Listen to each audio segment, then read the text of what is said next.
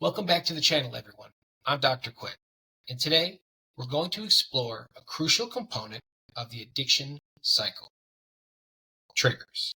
Understanding triggers, how they influence our behavior, and how to manage them is essential for anyone looking to break free from addiction. We'll also address some common questions and provide practical tips for handling triggers. Let's dive in. In the cycle of addiction, triggers are the internal or external cues that lead to cravings and the urge to engage in addictive behaviors. They can be powerful and challenging to manage, but recognizing and understanding them is the first step towards breaking the cycle. So what are the most common types of triggers? Let's break them down. Emotional triggers. These include feelings like stress, anxiety, depression, loneliness, anger, boredom. Emotional triggers often arise from unresolved wounds and negative core beliefs. Environmental triggers. These are external cues, such as specific places, people, or situations that remind you of past addictive behaviors. For example, visiting a bar where you used to drink and seeing friends who engage in the same addictive behavior. Physical triggers. These include physical states like hunger, fatigue, or pain.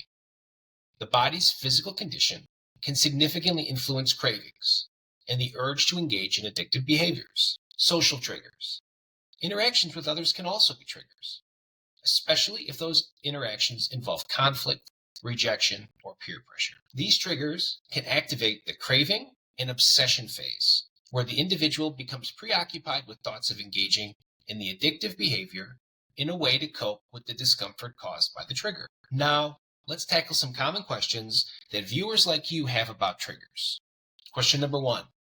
How can I identify my triggers? Identifying your triggers requires self-awareness and reflection. Pay attention to situations, emotions, or physical states that lead to cravings. Keeping a journal can help track patterns and identify specific triggers. Note what happened before you felt the urge to engage in the addictive behavior. Are triggers always related to negative emotions? Not always. While negative emotions are common triggers, positive emotions like excitement or celebration can also be triggers, especially if you've used addictive behaviors to enhance those feelings in the past. The key is to understand the context and how these emotions influence your cravings. Question number 3. How can I manage and cope with my triggers? Managing triggers involves several strategies. First, develop healthy coping mechanisms, such as exercise, meditation, or talking to a supportive friend. Avoiding or minimizing exposure to known triggers can also help. Creating an action plan where you identify your triggers and outline specific steps to take when they occur can be very effective. Let me share a story to illustrate this. Meet John, a man who struggled with nicotine addiction. John found that stress at work was a significant trigger for his cravings. Whenever he felt overwhelmed, his immediate response was to reach for a cigarette. John decided to take control of his triggers. He started by keeping a journal to track his cravings and identify patterns. He noticed that his cravings peaked during stressful work days, especially after difficult meetings. To manage these triggers, John developed new coping strategies. He began taking short walks during his breaks, practicing deep breathing exercises, and talking to a supportive colleague when he felt stressed. John also created a trigger action plan, outlining steps to take when he felt the urge to smoke. Over time, John found that these new habits significantly reduced his cravings and helped him manage his stress more effectively. His story shows that with awareness, planning, and the right strategies, it's possible to manage and overcome triggers. John's story demonstrates that while triggers can be powerful, they don't have to control your behavior.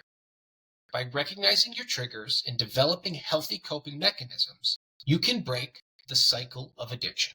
Let's summarize some practical steps to help manage triggers. Identify your triggers. Keep a journal to track situations, emotions, and physical states that can lead to cravings. Develop healthy coping mechanisms.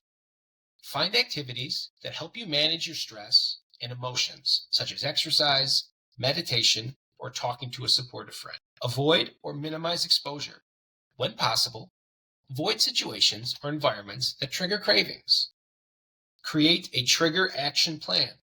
Outline specific steps to take when you encounter a trigger. Seek support. Build a support network of friends, family, or support groups who can help you navigate triggers. Thank you for joining me today. If you found this video helpful, please like, share, and subscribe for more insights into addiction recovery. Remember, understanding and managing your triggers is a powerful step towards a healthier, happier life.